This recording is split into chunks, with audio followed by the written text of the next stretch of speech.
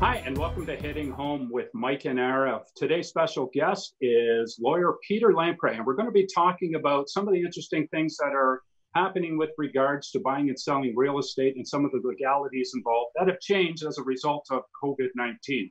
Welcome, Peter. Thank you for having me. Thank you. So I guess right off the bat, I want to ask you, we're 3 months into COVID-19. The business of real estate, it was declared as being an essential service. So it's continued on. Your business has continued on as well. But what changes are you seeing that you can think of off the top of your head in processing and closing deals? Is there anything that stands out? Several things have changed. For example, we have made a number of physical changes to my office, such as installing plexiglass to keep people safe from each other, enforcing social distancing, the use of wipes to wipe down, signing desks and chairs and pens and so on. And also an increase in the number of meetings we have by means of technology such as Zoom and Skype and Google Duo and so on. And so our own office procedures have changed. Also, we have noticed that there have been a number of changes in the way money gets moved. For example, most of the banks have closed several branches so that we are now obliged to send someone to another branch, which means getting in the car and driving, and then standing outside the bank, sometimes for up to an hour and a half, just to get into the bank to transact business. Right. Also, we find that moving money around has, as a result, taken longer. And so it has become more of a challenge to get transactions completed in a timely manner. So now, Peter, let me ask you a question here. This is an interesting scenario we find ourselves in, where we all would agree the cliche is, I call it a cliche, but it's the reality is that business as usual is out the window. However, the reality at the same time is that there are still transactions that are bound by legal contract. And so any of these challenges that you might face where, quite honestly, for example, where one of the parties in the transaction that are critical to the success of the transaction, for example, a bank, which may have imposed its own protocols in place, has that forced your window to turn around the transaction to be longer? Or what happens if you just missed the mark and now you're in breach of a closing date or a significant milestone? How does that impact all of the players in the transaction? Well, first of all, yes, it takes longer for us to sometimes receive money from commercial mortgage lenders because they have fewer staff and maybe more staff are working from home. So that's a little less efficient. It takes longer for them to transact business. And we have had one or two cases where we did not get money in time in order to complete a transaction. But for the most part, we have found that even though we have had these challenges in getting transactions closed on the day scheduled for it, we've been able to do it, number one, but in cases where we haven't, people have been very, very understanding and patient, and people have been prepared to extend a closing date for a day or two, depending upon the needs of the time. And so I have not had any transactions not close as a result of the changes in the economy and in procedures due to COVID-19. Let me ask you this question. Let me just jump in, and then Michael, I know you've got something that you want to get out. Real quick though, you said people have been understanding, people have been empathetic, if you will, to the reality. What about these institutions that we always recognize are the slowest to adapt, or they're very slow to position themselves? Have you struggled with the institutions themselves? And I don't need you to name names, but in general, have the institutions been slow to react, or are they sort of been like, nope, this is the way we're going to do things and we're not budging from our policy and we don't care that we're missing your closing date? We haven't found much of that, Arif, when it comes to financial institutions.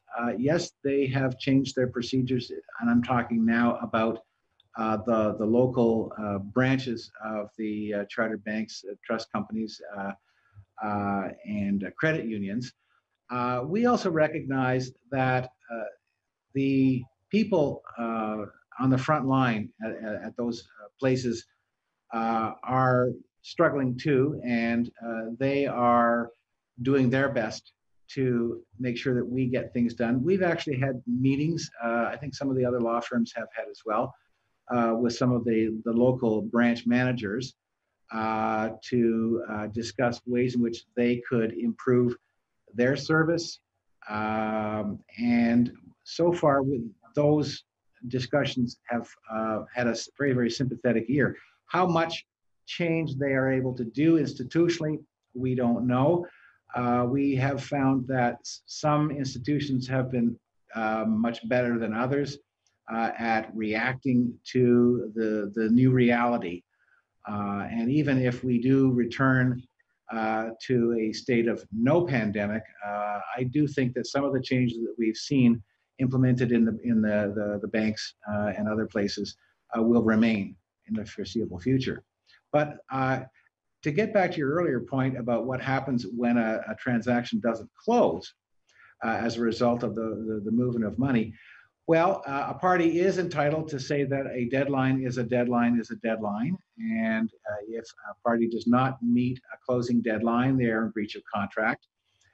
And the consequences of that are potentially very serious and could involve lawsuits. But as I had also said, we haven't seen anybody take a hard line when it comes to a situation like that. Everybody knows that we need to get the deals done, even if it's not on time. So that's very encouraging.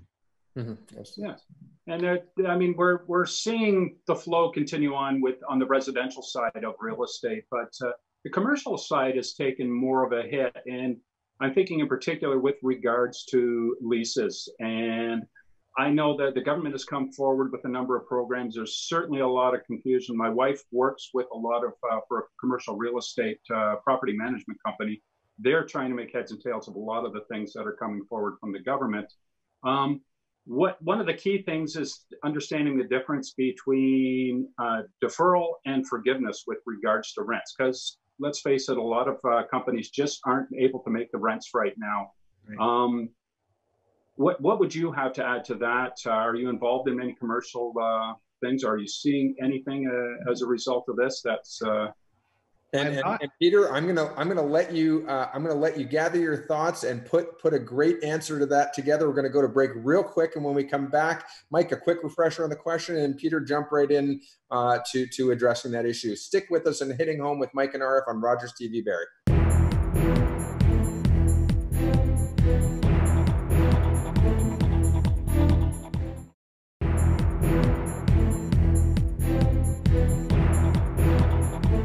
And welcome back to Hitting Home with Mike and Arif. And our guest is Peter Lampray, a real estate lawyer in Barrie. Peter, Mike had a great question for you about the commercial transaction. Take it away, Mike. Yeah, with regards to commercial and even residential rental transactions, those two terms, deferral and forgiveness, seem to be getting a little combobulated with one another.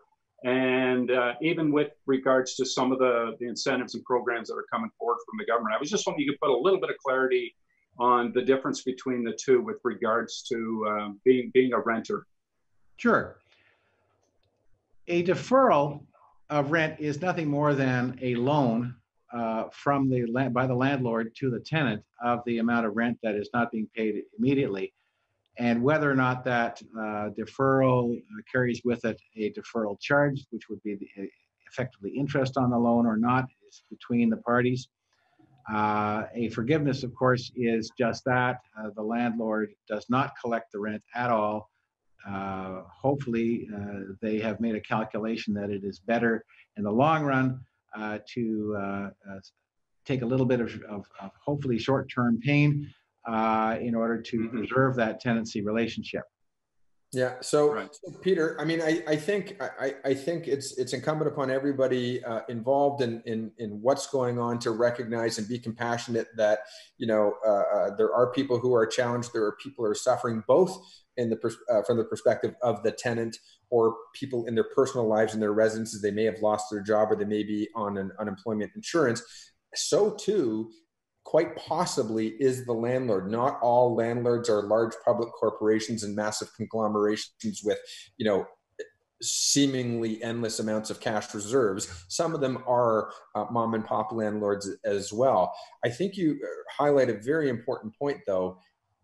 A deferral is not forgiveness. When times come back to the new normal, whatever that may be, you now owe both your current rent and the rent that is in arrears. And that can also impact your credit in terms of being able to acquire or access future financing, because at the end of the day, it's still a note on your file at the time of discharge or a mortgage information statement that said you missed 2, 3, 4 months of rent. That's true. Things to consider. Yes. And the rent may become due at a time when the tenant has not been able to return to a normal level of business and may not be able to afford to pay back that fairly substantial amount of money, which I imagine it would be in most cases. I think it's fair to say, though, that we haven't seen COVID before, but from your professional experience, is there an example that you can relate to where there has been a deferral where you've seen sort of an outcome that wasn't necessarily as anticipated? I haven't seen anything like that in my practice, but I can fully expect that a tenant faced with that, a commercial tenant faced with that, may simply decide to shut their doors and declare bankruptcy. For a residential tenant, that's not necessarily an option. Everybody needs a roof over their head. And I think that the protections are significantly higher from a court's perspective, protecting that everybody needs a roof over their head. So there's a lot more forgiveness or opportunity to redeem. Mike, sorry, I cut you off earlier, though. Go ahead. No problem. And it's a long road to recover, and it'll require some compassion and some of that forgiveness for sure. I wanted to ask you a more general question, and this is almost more as a business person yourself, Peter, than as a lawyer. But you've seen, and we've all seen, I've seen our industry shift more towards technology, doing a lot more things online. Certainly COVID-19 has put the pressure on us to utilize that technology. I'm just curious to hear your opinion on whether or not going forward, this is something we'll revert back to where we were, or is this a pivotal point we've now moved into a whole different era for, and maybe just with regards to your industry, do you see changes coming about technologically as a result of COVID-19? Those changes are here now, and we are not going to go back to the way it was. To some degree, there will be a reversion to what we used to consider normal, but the tide has turned, and you are going to see law firms rely on technology for virtual meetings much more on a going forward basis. No. Yeah, I'm going to agree with you there. I think that we are going to, well, first and foremost, there's another area of my life where we talk about technology on a daily basis. And the fact of the matter is that you mentioned, you used the word earlier, Peter, inevitable. And the fact of the matter is that whether it was COVID or whether it was something else, the fact of the matter is that companies and people and professionals embracing technology and embracing the virtual commute was inevitable. It just so happened that COVID was the catalyst. The fact of the matter is that there are some of us who have been in our practices longer than others who got used to or accustomed or didn't feel like evolving with the times. I think it's important, though, to stipulate that going virtual does not mean a decrease in level of service. We're proving right now that we can be very personable with each other. We can see each other's body language. We can read each other's tone of voice. We can make sure that the documents are signed digitally. Just because we're going to improve, increase or utilize technology more, would you agree that the personal touch is still going to be as relevant as ever? Well, I think it's always going to be important, Arif, because humans are social creatures, and we depend upon the feedback that we get when we meet with someone. And although you can, I think, with technology, achieve that with most types of sort of feedback you get from another person, eye contact, body language, the tilt of a head, still, I think there will always be a place for physical meetings. So we're not, as I said, going to go back to the way we were. There will be much more of these virtual meetings, but I think that there will always be a need for those physical meetings face to face in the same airspace. And I find that is the case not just with any particular age group. One might say that seniors are more inclined to want to revert to the old ways, but you know, my experience has been that that's not the case.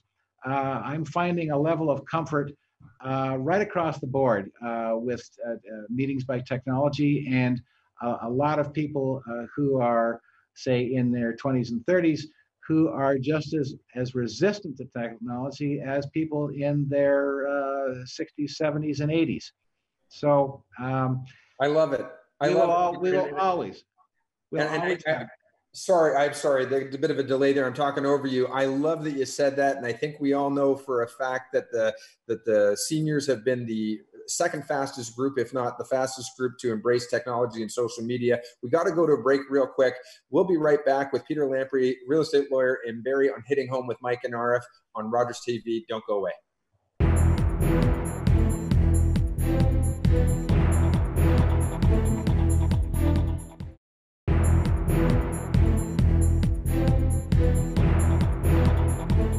And we're back on Hitting Home with Mike and Arif on Rogers TV. Barrie, Mike, we've got a fantastic guest, Peter Lampray, real estate lawyer. Peter, I'm going to ask you a legal question, and I don't know how you're going to answer it. We're in an area where, as we talked about, a lot of virtual meetings and a lot of hands-off meetings, but one of the cornerstones, or where a lender finds security, is in being able to have an appraisal and being able to hold the appraisal company accountable for the quality or the accuracy of the report. And in today's age, many of our appraisals are going to either desktop only, or if the appraiser is showing up, it's more of a drive-by, and some appraisers are handing Ziploc bags with cameras in them through the door or leaving it on the doorstep with an instruction over the phone to the client to say, go take pictures of all of your rooms and hand that back out the door. Yep. My question is, what does that do in the relationship of a bank being able to hold the appraiser accountable for the accuracy of the appraisal? And, you know, what happens if this goes to court? Excellent question. Not a simple answer, but I will try. The appraiser themselves has to be comfortable enough with that kind of approach because they are, after all, putting their reputation on the line to the lender. I would like to see any appraiser who wants to take that approach to making at least part of their analysis remote or virtual, posted on their website, in their literature, and it would be advisable for them to make sure that any lender who proposes to rely on the appraisal is comfortable with that kind of approach. So having said that, the appraiser themselves is taking, I guess, the risk of any lack of detail, diligence, or professionalism in the approach. But I think that as long as they are comfortable with the results and they also make it clear that some parts of the appraisal may have to be redone if the lender is not comfortable with it, then although appraisals may take longer and maybe your financing condition periods are going to have to be longer in transactions than they were before, I think they'll still get the job done. So I think what I'm going to ask you then is, I'm assuming that there's a whole bunch of disclaimers in the documentation or in the report that says something along the lines of ... to the best of the appraiser's ability, or ... to the best of our knowledge. We used the best information that was reasonably available. And at some point, it's up to the lender to assume that risk. Well, some lenders will not feel comfortable in accepting that kind of disclaimer because they want the appraiser to essentially underwrite the information that the lender is relying on. So disclaimers will only go so far, and there are many court cases over the years over what is and is not an effective disclaimer. And we have seen that kind of issue arise with home inspections as well. Okay, yeah, fair enough. Mike, I'm going to break protocol here. I'm going to ask you a question. Peter made a comment that I think is very relevant, and that is it might be up to the real estate professionals, I'm paraphrasing, to ensure that there is a longer condition of finance date, not just the standard 5-day turnaround time, because certain things may take longer. How likely is it for that to happen in your side of the industry? Well, we're seeing it, and I have to say we were even seeing it prior to COVID-19 because there's been many changes with the whole lending process over the last couple of years that have required a little more time in order to exercise all the checks and appraisals and approvals. And so we've gone from the standard 5-day to many realtors asking for 7 days. And built into that is always the opportunity on that day of, you may go to your realtor and say, I'm just not ready. Put an amendment in there and ask for an additional period of time to close. More often than not, the other side is going to give you that additional time if it's reasonable, a day or two. But you run the risk that maybe there's a backup offer waiting there, and they'll let the deal die and jump to that. Maybe they were just waiting for that opportunity because a better offer was promised after the fact. So, Mike, I think you'd banked a question in the back, though. We've got about less than 2 minutes. Why don't you get it out there real quick? I just wanted to ask Peter more of I guess it would be more of a general question. Certainly the level of caution and diligence within my industry has been raised as a result of COVID-19. And we've touched on some of the concerns and cautions from a legal standpoint. There's a number of cautions and concerns that revolve around real estate during COVID-19. But I just want to ask you the question, Peter, in light of all of that, would you tell the people watching here today that they should maybe step away and wait till another time to make a purchase or sale? Or are you comfortable telling them that proceed, but with that caution and diligence? 59 seconds, Peter. The floor is yours, sir. All righty. I didn't catch every word that Mike said, but I can say that I would not advise a client to decide to wait until another time, until everything is blown over, if they need to list or they need to buy, as long as they are taking appropriate precautions to make sure that visitors to their home airspace wear masks, wash up frequently, and respect social distancing. I think that every business can still be transacted. Mm-hmm. Mike, I think that's a great way. Yeah, responsibly. I think seek the advice of a lawyer, a good lawyer, get good counsel from a realtor, get good counsel from your your mortgage broker, your financial advisor. Exercise due diligence, make sure your ducks are in order, don't get yourself caught, don't do knee-jerk reactions. That's what I'm hearing from you, and the rest, the market and the professionals will ensure your safe safe execution of the transaction. We're out of time, but Peter, as always, we love having you on the show. Thank you for providing fair and level guidance and feedback. But we look forward to having you back again to see what kind of a recap over the next couple of months on how COVID plays out. But I want to thank you for being on Mike, Hitting Home with Mike and Arif here. Okay, thanks, guys.